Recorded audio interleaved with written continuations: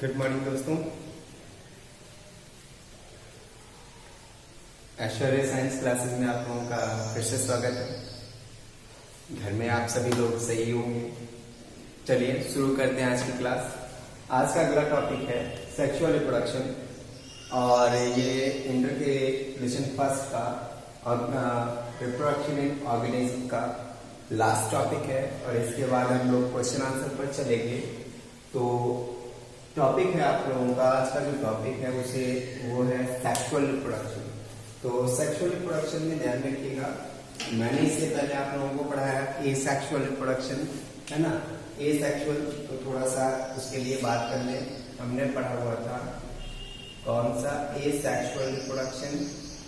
हमने ये पढ़ा हुआ था एसेक्सुअल रिप्रोडक्शन और एसेक्सुअल रिप्रोडक्शन में मैंने अलैंगिक जनन में मैंने बताया हुआ था कि अलैंगिक जनन है क्या। आमिष होता है नहीं, मीन्स जिसमें लिंग की जरूरत ना हो, लिंग का मतलब मेल और फीमेल की जरूरत ना हो, उसे हम एसेक्सुअल रिप्रोडक्शन कहते हैं। इसके बाद अब हम लोग पढ़ने वाले हैं सेक्सुअल रिप्रोडक्शन। ठीक है, अब हमने एसेक्सुअल से ए को हटा दिया हुआ है, अब हमारा बचा सेक्सुअल रिप्रोडक्शन। अगर हमने एसेक्सुअल से ए हटाया था, नहीं हटा दिया है, तो हमारा क्या बचा, सेक्सुअल। सेक्सुअल का मतलब है लैंगिक, और लैंगिक का मतलब है जिसमें लिंग हो, अर्थात जिसमें मेल और फीमेल दोनों की जरूरत हो। ध्यान रखिएगा, सेक्सुअल रिप्रोडक्शन वह रिप्रोडक्शन होता है जिसमें मेल और फीमेल की जरूरत होती है।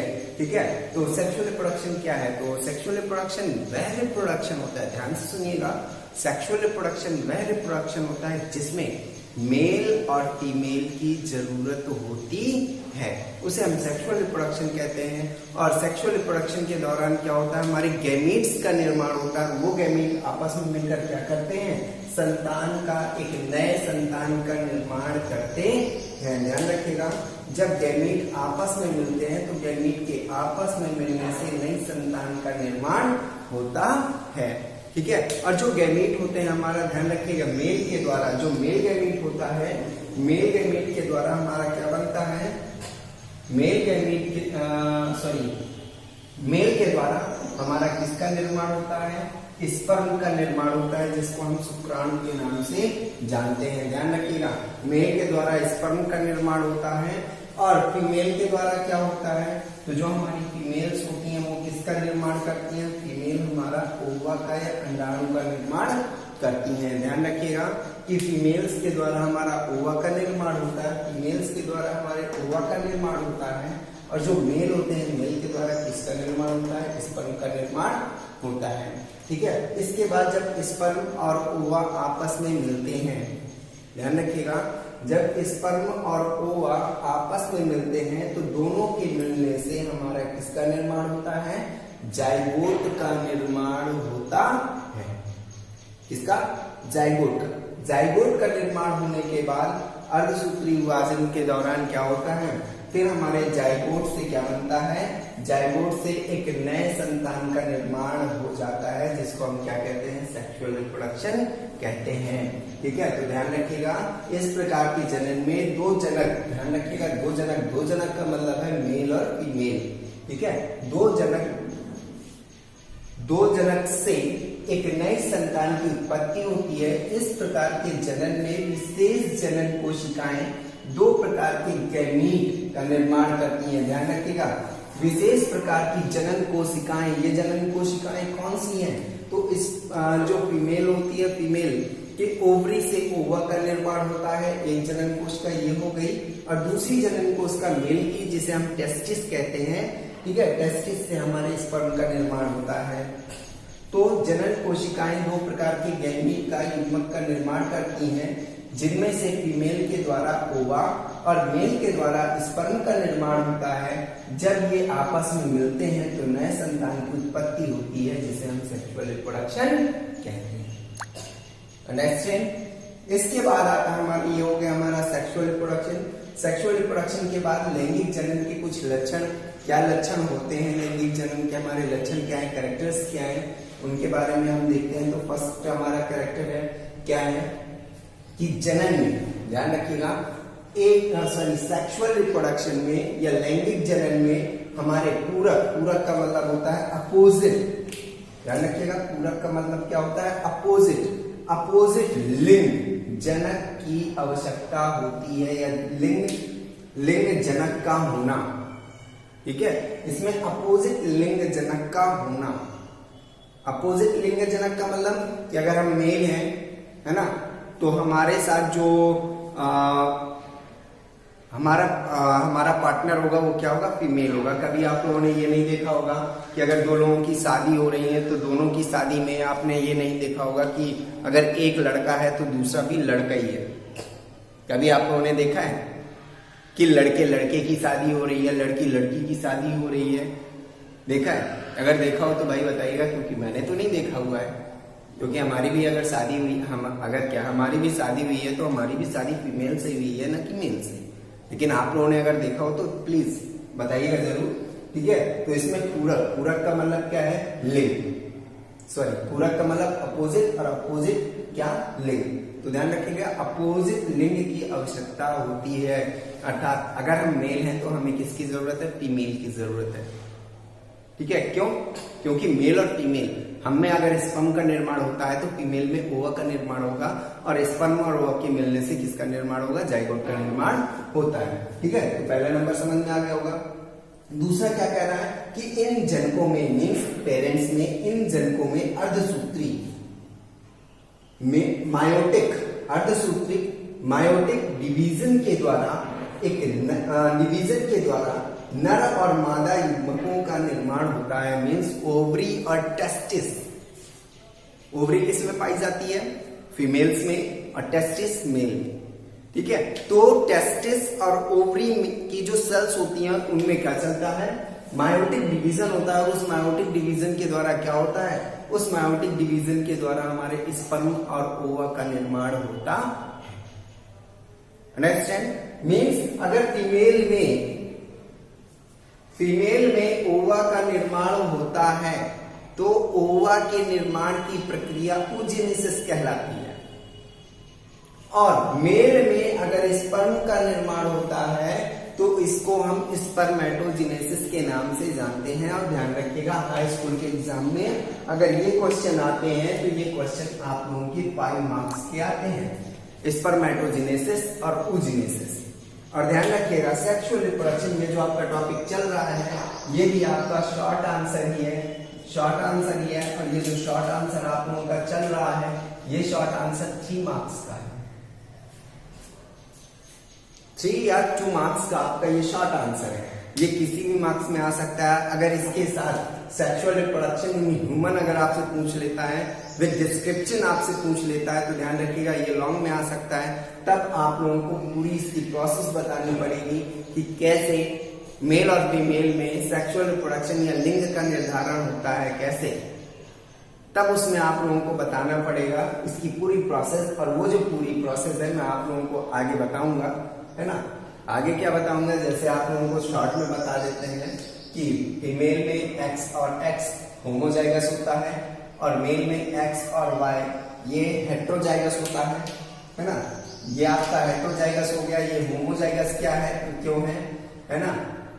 ये होमोजाइगस क्यों है, क्योंकि इसके दोनों जो युग्मक हैं, दोनों जो एलील हैं वो क्या है, एक जैसे है ना, इसलिए ये होमोजाइगस है। और इसके दोनों एलील क्या है, अपोजिट है, इसलिए ये हेट्रोजाइगस है। ठीक है, तो जब मेल का एक्स और फीमेल का एक्स आपस में मिलता है तो किसका निर्माण होता है, सन का निर्माण होता है।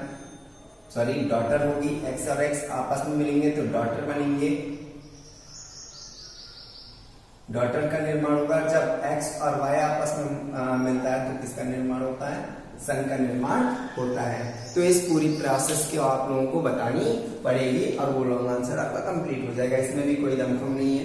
ठीक है, जब ये टॉपिक भी आएगा तो इस टॉपिक को बखूबी समझाऊंगा। लेकिन अभी चलते हैं, चलिए देखते हैं अगला टॉपिक। अगला टॉपिक है हमारा, अगला नंबर है नंबर 3 लैंगिक परीक्षण का अगला नंबर 3 जब।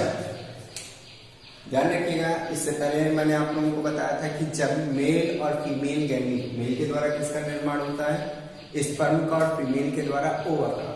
तो जब मेल और फीमेल गैमीट आपस में मिलते हैं तो किसका निर्माण होता है, एक नई संतति या एक नए संतान का निर्माण होता है। ठीक है, तो ध्यान रखिएगा, जब मेल और फीमेल गैमीट आपस में मिलते हैं तो उनके मिलने से एक नई संतान का, ये एक नई ऑफस्प्रिंग का निर्माण होता है। इसके बाद हमारा अगला नंबर है। तो अगले नंबर में आप लोगों को मैं ये बता दूं कि जब लैंगिक जनन में उत्पन्न होने वाली संतानें जो हैं, संतान जो उत्पन्न होती है वो अपने पेरेंट्स से क्या होती है, समानता नहीं रखती। आप लोगों ने देखा होगा, देखा क्या होगा, आप लोग देखते ही होंगे कि आप लोगों के जो पेरेंट्स हैं, है ना, पेरेंट्स का मतलब मम्मी और पापा है, और आप हो गए, आपके सिस्टर्स हो गई, है ना, या आपके ब्रदर्स हो गए, तो ये जितने भी हैं वो ना तो आपके जैसे हैं ना ही आपके पेरेंट्स के जैसे हैं, लेकिन हाँ उनमें कुछ ना कुछ समानता होगी। मैं ये नहीं कहता कि पूरे अलग होंगे, लेकिन उनमें कुछ ना कुछ समानता होगी। किसी के बाल मम्मी के जैसे होंगे, किसी की आंखों का रंग मम्मी के जैसा होगा, है ना, कोई मम्मी के जैसा गोरा होगा, कुछ ना कुछ समानताएं होंगी। क्यों? क्योंकि ये जेनेटिक्स कैरेक्टर्स कहलाते हैं, जो एक जनरेशन से अगली जनरेशन में स्थानांतरित होते हैं। आप लोगों के अंदर दोनों के कैरेक्टर्स हैं, मम्मी के भी हैं और पापा के भी हैं। उन कैरेक्टर्स में से जो भी कैरेक्टर अपने आप को रिप्रेजेंट कर देता है वो सामने आ जाता है, और जो रिप्रेजेंट नहीं कर पाता वो आपके अंदर ही रहता है। और इन लक्षणों को फिनोटाइप और जीनोटाइप के नाम से हम जानते हैं। फिनोटाइप क्या है? तो फिनोटाइप वे कैरेक्टर्स जिनको हम देख सकते हैं, वाओ, ब्लू आईज, है ना, नीली आंखें, that is a genetic character. Curly hair, mummy के तो है, पापा के नहीं है। तो ऐसा नहीं है कि पापा के कर्ली हेयर नहीं है तो आपके में नहीं है, वो आपके अंदर कैरेक्टर है, लेकिन पापा के कर्ली हेयर्स को मम्मी के कर्ली हेयर्स ने क्या कर दिया, रिसेसिव कंडीशन में डाल दिया, अप्रभावी रूप से, जिसके कारण वो लक्षण किसके आ गए, मम्मी के आ गए। ठीक है, तो इस तरह से क्या होता है कि जो ऑफस्प्रिंग होती है वो अपने पेरेंट्स के समान नहीं होती, उनमें पूरी तरह से समानता नहीं होती, उनमें कुछ ना कुछ विभिन्नता पाई जाती है। ये आपका नेक्स्ट टॉपिक। तो युग्मक निर्माण के द्वारा बनने वाली जो संतानें होती हैं अपने जनक के पूर्णतया क्या नहीं होती, समान नहीं होती, बल्कि उनमें कुछ ना कुछ भिन्नता पाई जाती है। ठीक है, इसके बाद आता है अगला नंबर कि जो हमारा लैंगिक जनन है, लैंगिक जनन किस प्रकार की जातियों में पाया जाता है? तो ऐसी जातियां जो कैसी होती हैं, उच्च श्रेणी की होती हैं। ध्यान रखिएगा, उच्च श्रेणी की जातियों में लैंगिक जनन की प्रक्रिया पाई जाती है। ठीक है, तो ये आपका सेक्सुअल रिप्रोडक्शन का जो टॉपिक था वो कंप्लीट हुआ, लेकिन इसके अभी कुछ टॉपिक्स और हैं जो आप लोगों को बताने हैं, जो आप लोगों के एग्जाम में आते हैं, तो उन टॉपिक्स को भी बताना है। सो कंटिन्यू मेरे वीडियो को वॉच करते रहिए, देखते रहिए, और घर में बैठकर आप इनकी नोट्स बनाते रहिए, क्योंकि ये जो टॉपिक्स हैं ये इंटर एग्जाम के लिए बहुत इंपॉर्टेंट है। और जहाँ भी आप लोगों को समस्या होती है ना, अभी कई लोगों ने बोला हुआ है कि सर बोर्ड राइट कर रहा है, चमक रहा है, तो मुझे भी लगता है कि थोड़ा चमक रहा है, ज्यादा चमक नहीं रहा है, ज्यादा प्रॉब्लम क्रिएट नहीं हो रही है। ठीक है, थोड़ा सा आप अपने जो वाचिंग वीडियो का लेवल है उसको थोड़ा सा ऊपर करिए, है ना, वीडियो स्पष्ट दिखाई देती है, हो सकता है 144 में आपका लगा हो, उसको 360 पर करके आप देखिए, आपको वीडियो अच्छी दिखाई देगी। और दूसरी चीज ध्यान रखिएगा, ये जितने भी टॉपिक्स मैं आप लोगों को पढ़ा रहा हूँ, सारे के सारे टॉपिक्स आपके इंटर एग्जाम में आ चुके हैं और हर बार आते हैं, तो मैं चाहूंगा कि इनकी नोट्स बनाकर आप तैयारी करते रहें। ये मत सोचिए कि लॉकडाउन में क्लास चलेंगी, लॉकडाउन के बाद क्लास चलेंगी, हमारे पास इतना टाइम नहीं बचेगा कि हम आप लोगों को उस तरीके से पढ़ा सकें जो अभी तक क्लासेस हमारी चल रही हैं।